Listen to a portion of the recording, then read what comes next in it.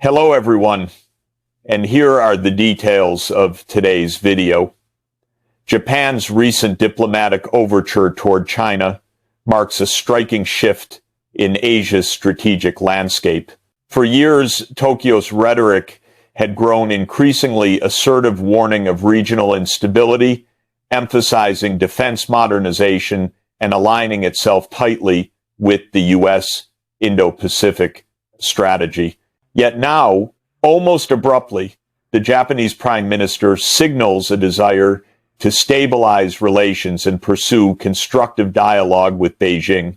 Such a reversal does not emerge from sentiment or symbolism. It emerges from the hard arithmetic of economic interdependence and geopolitical vulnerability. Japan's leaders know well that China is not simply a strategic rival. It is the country's largest trading partner, the anchor of its manufacturing chains, and the indispensable market for many of its major industries. When political tensions rise, Japanese exports stumble, investment confidence erodes, and supply chains finely tuned over decades begin to shudder. These economic tremors have accumulated quietly but steadily. Automakers face delays importing key components from Chinese factories. Semiconductor supply routes, already strained, grow more unreliable. Tourism from China, once a pillar of Japan's service economy, has collapsed. What appears as diplomatic tension is felt inside Japan not abstractly, but tangibly in factories, logistics hubs, and corporate boardrooms. The Prime Minister's diplomatic softening is therefore not a gesture of friendship. It is a recognition of structural dependence. Japan cannot afford to allow geopolitical friction to develop into economic estrangement. The Japanese economy is too mature, too interconnected, and too vulnerable to withstand a prolonged confrontation with its largest economic partner. Corporate leaders understand this deeply. Their warnings to the government echo with unusual urgency. They see shrinking demand in China, increasing regulatory pressure on Japanese firms operating there, and a growing risk of supply chain retaliation should tensions escalate further. In this context, Japan's diplomatic shift begins to resemble strategic realism rather than retreat. Tokyo recognizes that it is uniquely exposed in the event of a U.S.-China confrontation. Unlike Washington, Japan is geographically proximate to China, economically intertwined with it, and at risk of becoming the first battlefield should a military crisis erupt over Taiwan or the East China Sea. Even as Japan increases defense spending, builds new capabilities, and strengthens alliances, it knows it cannot outpace China militarily. The cost would be catastrophic, the risks incalculable. The Prime Minister's new approach therefore reflects a deeper truth. Japan must manage coexistence, not seek dominance. It must navigate the shifting currents of great power rivalry with prudence, not bravado.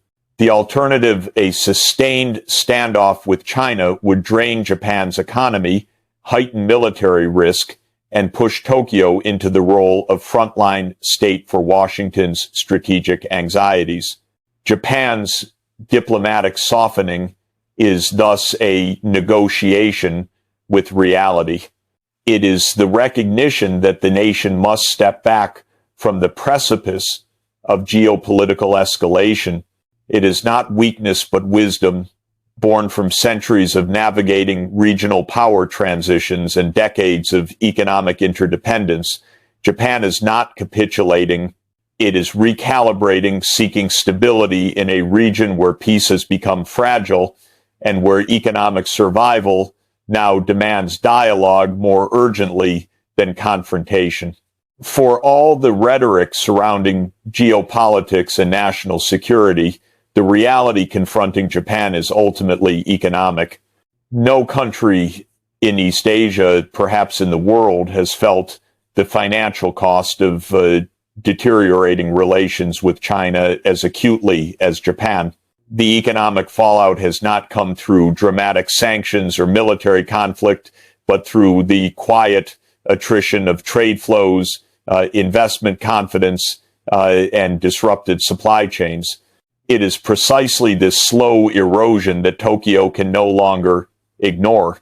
China is Japan's largest trading partner and has been for over a decade. The two economies are deeply interwoven. Japanese manufacturers rely on Chinese factories for critical components, while Chinese consumers drive demand for Japanese automobiles, electronics, and advanced machinery. When diplomatic tensions rise, these links begin to fray. The effects are not symbolic, they are measurable. Exports to China have declined across key sectors, from automotive parts to high-end industrial equipment. Toyota, Honda, Sony, and Panasonic have all reported softness in Chinese demand, reflecting not only consumer sentiment, but also Beijing's subtle preference for domestic alternatives when relations turn cold. Tourism, once celebrated as a pillar of Japan's revitalized service economy, has suffered its own blow. Before tensions escalated, Chinese tourists constituted nearly 1/3 of Japan's inbound travel market. Their absence is felt in hotels, retail districts, transportation networks, and local economies that built entire business models around their spending patterns. A diplomatic chill becomes inevitably an economic winter. Beyond trade and tourism, Japanese companies operating in China have faced increased scrutiny, regulatory inspections, delayed approvals, and unpredictable enforcement of rules. These are the tools of informal economic coercion, a form of pressure Beijing has refined over the years. Though never declared publicly, the message is unmistakable. Political tension carries commercial consequences. At the same time, Japan's own investors grow wary. Financial markets, especially in Tokyo, register anxiety whenever tensions with China rise. Stock valuations fluctuate. Export-dependent firms warn of uncertain earnings. Industrial leaders fear that Japan may inadvertently entangle itself in the U.S. Hello, I'm delighted to assist you with our voice services.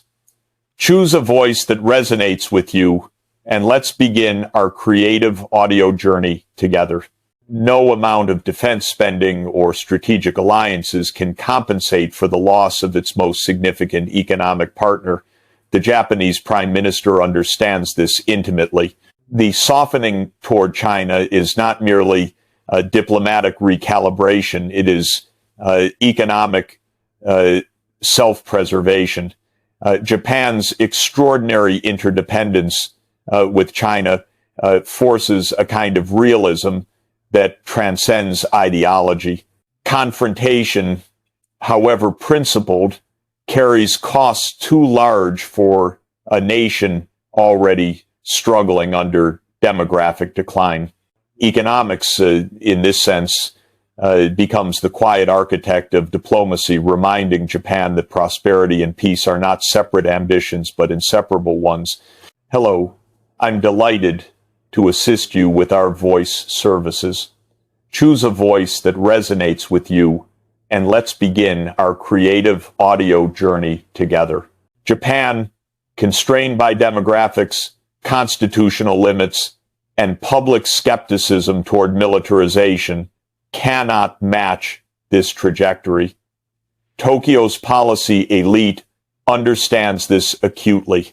Even as Japan announces record high defense budgets, the underlying reality remains unchanged. China's scale, geography, and industrial base give it strategic depth Japan cannot replicate.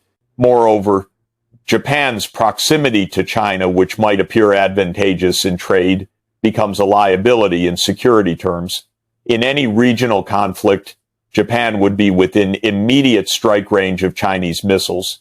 Its energy infrastructure, ports, and manufacturing hubs sit dangerously close to potential flashpoints in the East China Sea and around Taiwan. This geographic vulnerability transforms diplomatic tension into strategic peril.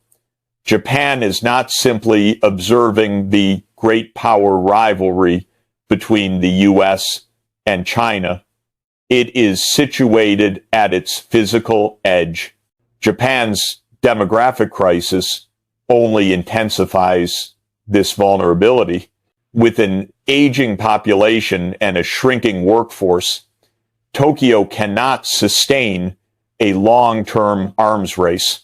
The cost of maintaining a cutting-edge military year after year becomes prohibitive when tax revenues stagnate and social welfare demands escalate. In contrast, China's vast population and industrial capacity give it the resources to endure protracted competition. Japan cannot rely on numerical strength, and it cannot expand its military personnel at the scale required to counterbalance China's rise. In this context, Japan's security alignment with the United States becomes both a lifeline and a risk. While Washington provides critical deterrence, it also anchors Japan to a strategy that risks making the country a frontline participant in a future U.S.-China conflict. Tokyo understands that if tensions over Taiwan escalate, Japan cannot simply choose neutrality. Its territory, alliances, and geography guarantee involvement, even unwillingly. This is the strategic trap. Aligning closely with the U.S. may deter China, but it also raises the probability that Japan becomes the first battlefield. Thus, the Prime Minister's decision to cool tensions with Beijing is not only an act of diplomacy, it is an act of survival. Japan's shift toward conciliatory diplomacy with China is often framed in geopolitical terms, but the deeper forces shaping this decision emerge from within Japan itself. Beneath the surface of official statements lies a convergence of domestic pressures, economic anxieties, corporate warnings, voter sentiment, and demographic decline that together create an unmistakable mandate. Japan cannot sustain a prolonged confrontation with China, regardless of strategic ambition. Nowhere is this clearer than in the demands of Japan's business elite. The nation's corporate giants, automakers, electronics conglomerates, and trading houses have been sounding alarms for months. They understand that their survival depends on access to China's market, workforce, and supply chains. Hello, I'm delighted to assist you with our voice services. Choose a voice that resonates with you, and let's begin our creative audio journey together. Hello, I'm delighted to assist you with our voice services. Choose a voice that resonates with you, and let's begin our creative audio journey together. A country struggling to maintain its workforce and fund its pension system cannot sustain an extended geopolitical standoff with a superpower. Every economic shock reverberates harder in an aging society. These structural realities create a potent political atmosphere. The Prime Minister is not merely responding to diplomatic tension, he is responding to a society that has grown weary of instability. Japanese voters want predictability. Businesses demand access. Families fear economic decline. Young people, already skeptical of political posturing, show little enthusiasm for costly confrontations. Hello, I'm delighted to assist you with our voice services. Choose a voice that resonates with you, and let's begin our creative audio journey together. Hello, I'm delighted to assist you with our voice services. Choose a voice that resonates with you, and let's begin our creative audio journey together. Hello, I'm delighted to assist you with our voice services. Choose a voice that resonates with you, and let's begin our creative audio journey together. Hello, I'm delighted to assist you with our voice services. Choose a voice that resonates with you, and let's begin our creative audio journey together. Hello, I'm delighted to assist you with our voice services. Choose a voice that resonates with you, and let's begin our creative audio journey together. It allows Tokyo to stabilize its economic ties with Beijing, reduce the risk of being drawn into a U.S.-China military confrontation, and preserve space for independent decision-making.